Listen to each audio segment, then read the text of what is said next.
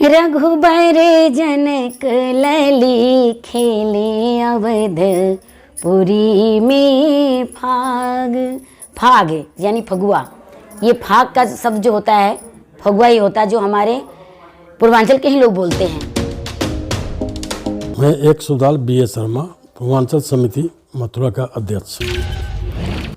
ये 9 मार्च 2024 को जो हमारा होली मिलन समारोह होने वाला है, वार्षिक हर साल हम लोग होली मिलन समारोह मनाते हैं।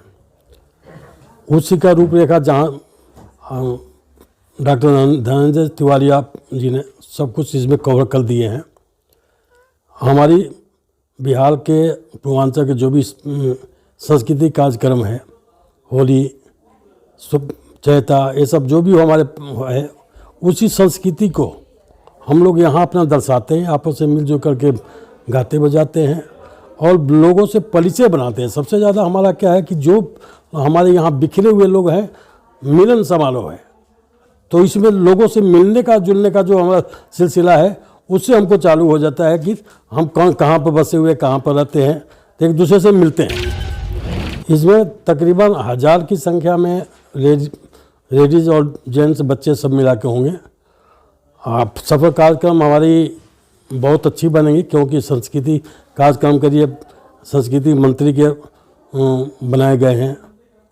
उसके बाद मैं जो भी हर सभी को अपना अपना डिपार्टमेंट दिया हुआ है। देखिए, हम तो अपना परंपरा के मुताबिक होली मिलन समारोह परंपरा के मुताबिक करते हैं।